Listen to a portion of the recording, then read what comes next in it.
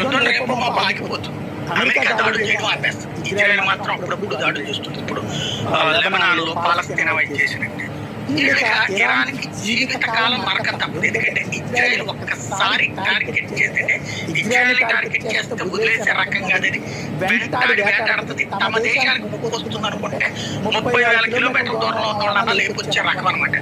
అట్లాంటిది ఇరాన్ వాళ్ళని బాగా కిలికేసింది. మామూలుగా కాదు, ఆడవాళ్ళని నడి రోడ్డు మీద అత్యాచారం చేసి వీడియోలు తీసి ప్రపంచమంతా సర్క్యులేట్ చేసి నీచ జాతి మీద వెంటాడి వేటాడుతున్నటువంటి పరిస్థితి ఇజ్రాయెల్ చేస్తుంది. దాని గురించి తప్పుడు ప్రచారం చేసేవాడి కర్మకాడు వాడి పిల్లలను వాడి కూతురు వాడి తల్లిలో రేపు చేసి రోజులు తెచ్చుంది.